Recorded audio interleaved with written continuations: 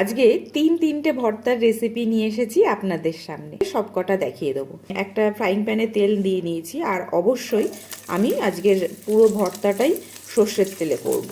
তেলটা গরম হতেই আমি প্রথমে কিছুটা রসুন নিয়ে নিয়েছি। তো রসুন সবকটা ভর্তাতেই লাগবে, সেই জন্য বেশ খানিকটা রসুন আমি এখানে লাল লাল করে ভেজে নিলাম। রসুনটা ভাজা হয়ে গেলে রসুনটা ভেজে তুলে রাখলাম। এরপরে দিয়ে দেবো শুকনো লঙ্কা। তো ঝাল আপনারা যেরকম খান সেই রকমই দেবেন। আমি এখানে যেহেতু রুহিও ভর্তা খেতে ভীষণ ভালোবাসে, তবে ঝাল একটু আমি কম দিই।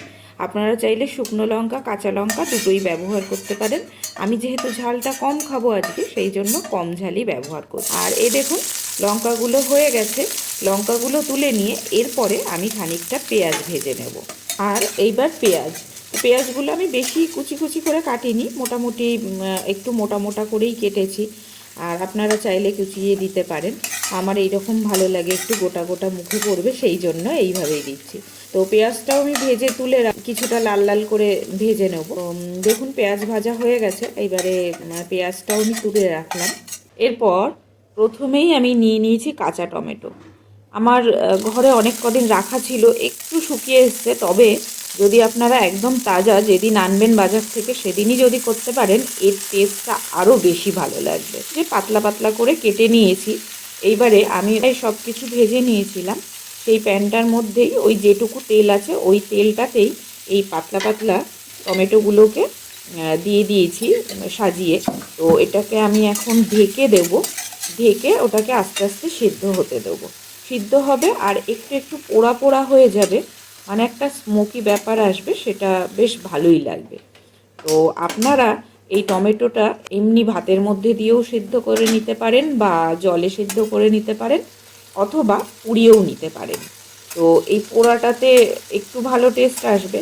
বাদবাকি আপনারা সিদ্ধ করে নিলে যেভাবে চাইবেন সেইভাবেই সিদ্ধ করে নিতে পারেন। আর আমি কিন্তু একটু নুন হলুদ দিয়ে নিয়েছিলাম, না হলে ওই মাখবার সময় একটু বেশি নুন দিয়ে দেবেন। তবে এই পর্যায়ে দিলে নুন হলুদটা বেশ ভালো মতো টমেটোর মধ্যে মিশে যায়। তো দেখুন এক পিঠ আমার হয়ে গেছে, আর আবার আমি ঢাকনাটা বন্ধ করে দেবো সিদ্ধ হওয়ার জন্য। পুরোটা কমপ্লিট আর সিদ্ধ হয়ে গেছে। তবে ওই যে বললাম একটু শুকিয়ে গেছিল, তো সেই জন্য সিদ্ধটা পুরো হয়নি। তবে এই রকম যদি হয়ে যায়, আপনারা এই সময় এটাকে মিক্সিতে দিয়েও ঘুরিয়ে নিতে পারেন, পুরো পেস্ট হয়ে যাবে। আমার মুখে একটু দানা দানা বা গোটা গোটা পড়লেও অসুবিধা নেই বলে আমি এইভাবেই রেখে দিয়েছিলাম। তো পুরোটাই রেডি হয়ে ওই যে শুকনো লঙ্কা রসুন আর পেঁয়াজ যেটা ভেজে রেখেছিলাম না, সবকটা একে একে দিয়ে, আর চাইলে আপনারা একটু কাঁচা তেল দিতে পারেন। আমি এখানে অল্প দেব, কারণ রুহি কাঁচা তেলটা অতটা ভালোবাসে না, সেই জন্য আমি অল্প তেলই দিয়েছি। দিয়ে বেশ একদম ভর্তা মানেই চটকে চটকে বেশ মাখতে হবে, নাহলে কিন্তু ভর্তার টেস্ট আসবে না। আর হাতেই আসে আসল স্বাদ। তো যাই হোক, মাখা হয়ে গেছে। আর লাস্টে একদম একটু টেস্ট বাড়িয়ে নেওয়ার জন্য দিয়ে দেবেন ধনেপাতা। তো একদম আমি মানে এটা দেখতে দেখতেই আমার এখনই খেতে ইচ্ছা করছে, করেছিলাম অনেক দিন আগে। তো যাই হোক, একদম টমেটো ভর্তা, কিন্তু কাঁচা টমেটো ভর্তা রেডি। আর আপনারা এটা চাইলে পাকা টমেটো দিয়েও করতে পারেন। ভর্তা করলে এতগুলো ভর্তা একসাথে লাগে না। ভর্তা হলেই মোটামুটি সব ভাত শেষ, আর ভাত কিন্তু এক্সট্রা লাগে, এটা গ্যারান্টি। নেক্সট ভর্তাটা সেটাই হতে চলেছে। হ্যাঁ, বুঝতেই পেরেছেন, ডিম দিয়ে। তো আমিও যখন প্রথমে ভেবেছিলাম বা দেখেছিলাম, তো ভাবলাম যে কেমনই হবে, কিন্তু এত দারুণ এত দারুণ, আপনারা একবার অন্তত করে খেতেই পারেন। তো দেখতেই পাচ্ছেন আমি 3টে ডিম সিদ্ধ করে নিয়েছি।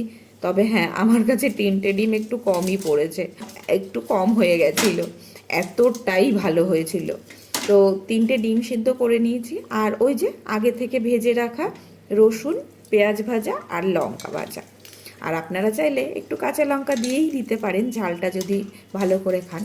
তো ডিমগুলোকে বেশ একদম ভেঙে সবগুলোর সাথে একদম পুরো চটকে চটকে মেখে নিতে হবে বেশ সুন্দর করে, তাহলেই হয়ে যাবে ডিম ভর্তা রেডি। আর এটাতেও একটু ধনেপাতা কুচি দিয়ে দেবেন। এরপর শিম ভর্তা। তো আমি কিছুটা শিম নিয়ে নিয়েছি, কচি কচি শিম, তাতেই বেশি ভালো হয়। তো টমেটো ভাজার যে প্যানটা ছিল ওই প্যানেই আমি একটু কালো জিরে প্রথমে নাড়িয়ে নিলাম, মানে শুকনো কড়াইতে। এই স্টেপটা আমি পার্সোনালি করে নিয়েছি। স্টেপটা তো বেশি হলেও ভালো লাগে। ওই শিম আর কালো জিরে, কাঁচা লঙ্কা এগুলো সব একসাথে দিয়ে নিতে পারে। তো আমি করেছিলাম কি, একটু শুকনো কড়াইয়ে কিছুটা কালো জিরে আগে ভাজা ভাজা করে নিয়েছিলাম, নিয়ে তারপরে শিমটা দিয়েছিলাম। জিরেটা একটু ভাজা ভাজা হয়ে গেলে ওর মধ্যেই আমি শিম দিয়ে অল্প একটু নাড়াচাড়া করে জল দিয়ে দিয়েছিলাম। জল দিয়ে তার মধ্যে একটু নুন আর হলুদ দিয়ে চাপা দিয়ে দিয়েছিলাম শিমটা সেদ্ধ হয়। পুরোপুরি সেদ্ধ হয়ে গেলে আমি নিয়ে নিয়েছিলাম এটাকে মিক্সি জারে। আমার হাতে খুব একটা টাইম ছিল না, না হলে আমি একটু ভর্তা বা বাটাবুটিটা মিক্সির চাইতে শিল নোড়াতেই বেশি ভালোবাসি। এরপরে ওই ব্লেন্ড করা বা মিক্সিতে বেটে নেওয়া মশলাটা বা তেলে দিয়ে দেবো। শুধু অনেকক্ষণ ধরে নাড়তে হবে। নেড়ে নেড়ে দেখবেন শিমের কিন্তু কালারটাই চেঞ্জ হয়ে গেছে, বেশ একটা কালো কালো টাইপের হয়ে যাবে সেই সময়।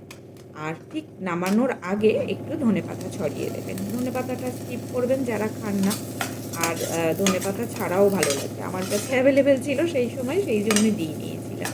তো এটা যখন সর্দি হবে বা ঠান্ডা লাগবে সেই সময় এই ঝাল ঝাল শিম ভর্তাটা খাবেন, দুদিনের মধ্যে ঠান্ডা কমে যাবে, এটা কিন্তু গ্যারান্টি। তো যাই হোক, আজকের শিম ভর্তাটাও কিন্তু আমার রেডি হয়ে গেল। আর তার পাশাপাশি আজকের ভিডিওটাও এই পর্যন্তই। কোন ভর্তাটা আপনাদের বেশি ভালো লেগেছে সেটা কমেন্টে জানাবেন, আর কোন ভর্তাটা খেতে আপনারা বেশি ভালোবাসেন সেটাও জানাবেন। আর আমাকে আমার ভিডিও ভালো লাগলে আমার ভিডিওগুলোকে একবার লাইক করে দিয়ে যাবেন, আর সাবস্ক্রাইব করে আমার পাশে থাকবেন। আজকের জন্য এইটুকু। আবার আমি ইন্টারেস্টিং নানান রকম রান্না নিয়ে আসছি আপনাদের সঙ্গে। তো আজকের জন্য টাটা, ভালো থাকবেন সবাই। Thank you.